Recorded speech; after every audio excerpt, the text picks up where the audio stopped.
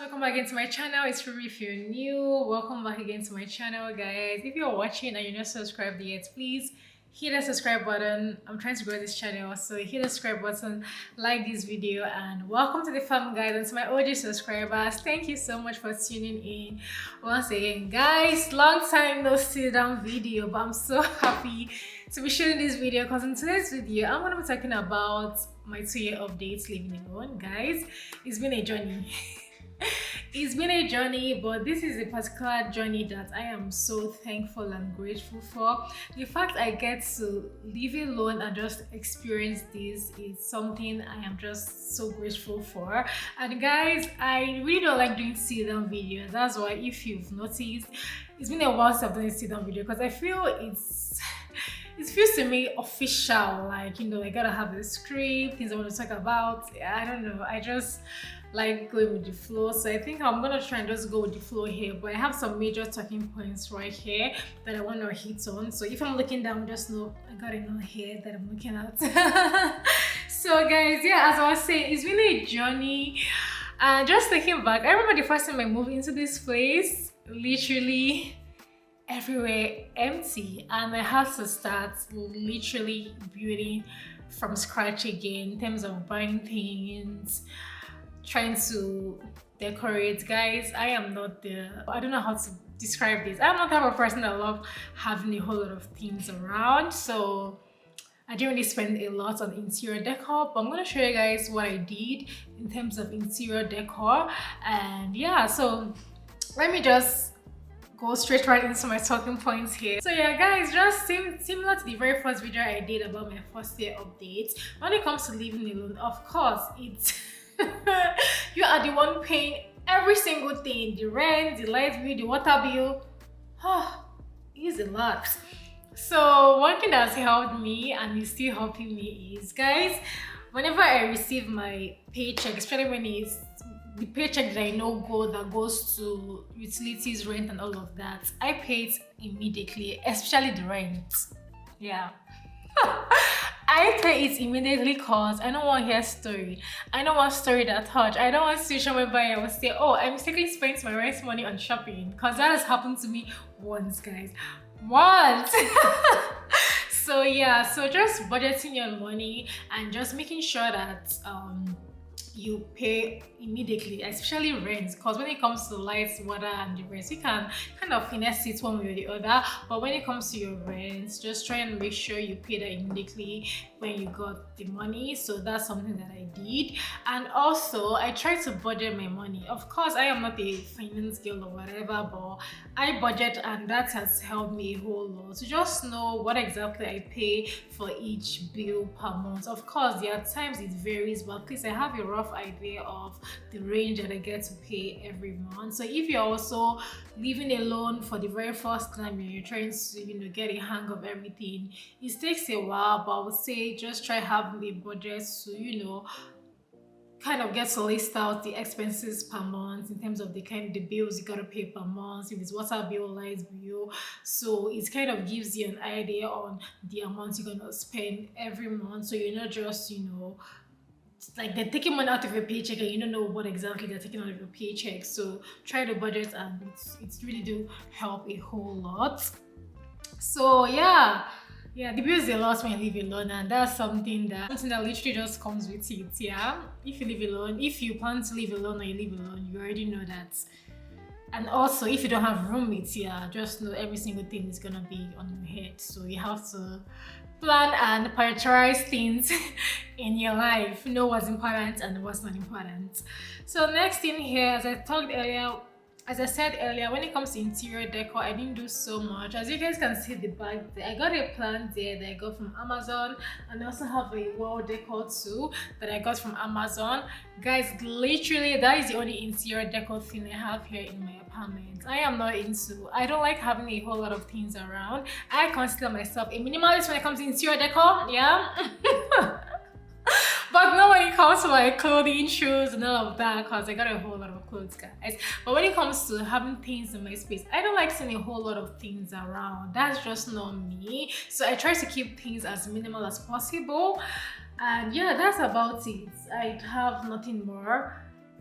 when it comes to interior decor, then I have one more plant in my room, and that's literally about it. So if you're that type of person that's into interior decor, just know, just plan for it. Literally, there's nothing I wouldn't say it's not possible. Of course, you can get whatever you want to get, but just plan for it. So just plan, and you know the kind of color scheme you want for your space and all of those good stuff. But that's not me, guys. I'm not just that type of person. Yeah.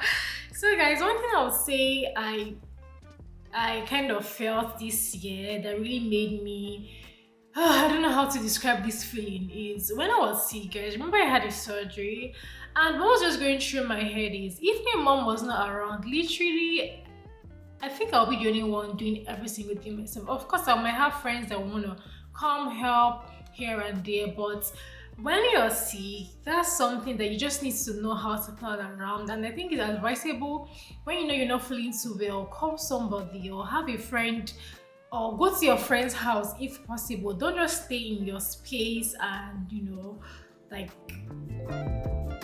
don't just stay in your space. Literally, I would say go somewhere, go to a friend's house, and maybe a family member's house, and just stay there till you get better. Because that was one thing that I had in my mind, like, if my mom was not here, I probably would have gone to a friend's place and stay for a while till I got better. Because it's just advisable that way, you know, because you just don't want to take chances. So that's something that I would have done. If my mom was not around, I would have gone to a friend's place or my brother's place to just go stay for the time that I'm unwell till I get better. So that's just one, should I say, downside about living alone, that in a situation whereby you're sick and probably you even have friends and family around, you gotta have to figure out how you're gonna do things yourself. But I'm super grateful that my mom was around, so I didn't get to literally do anything. So that's something that just made me be like, living alone. This whole living alone thing is not, yeah, it has its good side, it has its bad side, and the bad side also comes with, when you're not feeling well, how are you going to cope within that time if you're staying alone? But of course, the situation varies. You might have a partner, you might have people around that's super helpful.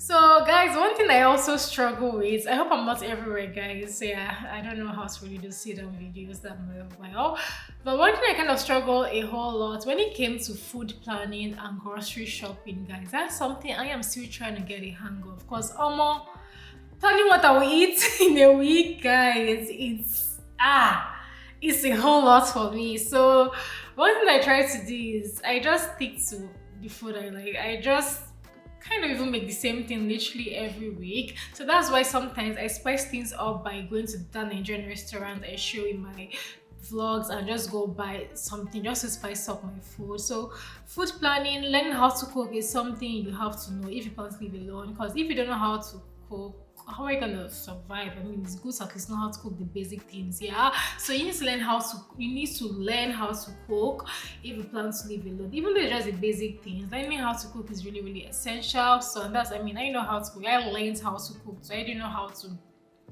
cook initially, especially when it came to like typical Nigerian soups, but it's something I had to learn from scratch. And guys, YouTube is your friend. Literally, you can learn anything and everything from YouTube. So learning how to cook is an essential skill, especially when it comes to living alone. And that's something, the only thing I struggle with within this second year is just food planning.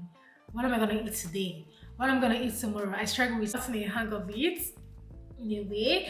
Yeah, so how I feel I've gotten a hang of it is I try to plan I try to plan for the week. I try to plan the food I'm gonna eat for the week. So that has helped me a whole lot. And when I'm planning that, I also plan, okay, which ingredients do I need for this that I don't have in my fridge, and I go buy them. And one thing I also do when it comes to grocery shopping, I buy things in bulk, guys. I honestly don't like running out of things, especially when it comes to the basic stuffs like toilet paper, soap, kitchen towel, water. So I try to just buy things in bulk. So instead of me buying maybe just one set of toilet paper, I buy two. Instead of me buying one set of what else can I use?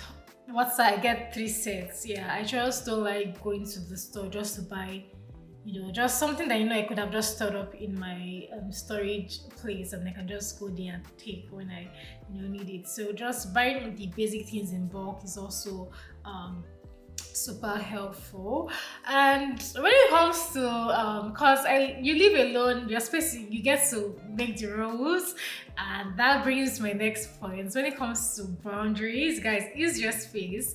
You can get to let anybody into your space, so this decision literally is up to you. So just having that boundary and knowing who to let into your space and who not to let into your space is important, because you don't want no negative energy, you don't want no bad energy, bad vibes. So just having that boundary and knowing who to let into your space and who not to let into your space is super important. But guys, overall, I would say I enjoy living alone this second year, but sometimes honestly it gets lonely. I'm just gonna put that out there that it gets lonely sometimes. It gets, yeah, it can, the silence can be yeah, it's a whole lot sometimes.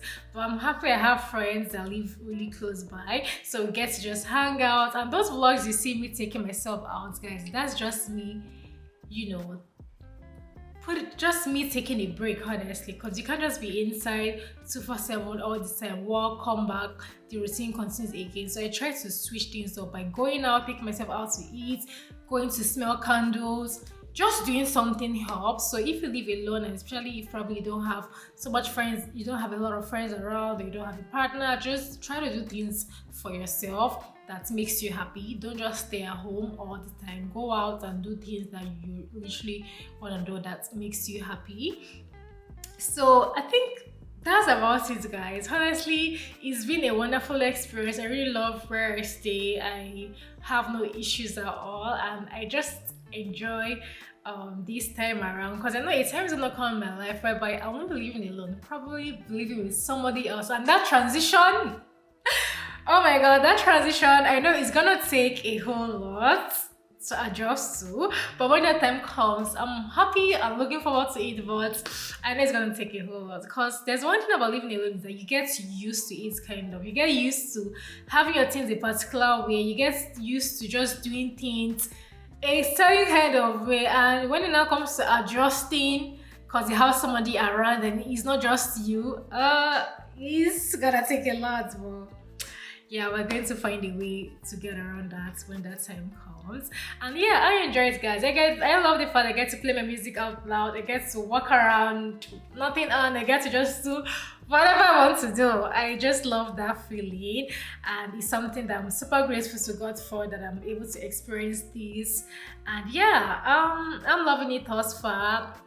Yeah, I'm loving it thus far. It gets lonely, yes, I know. That's why I try to do things for myself that puts a smile on my face, literally. And what else do I need to touch on?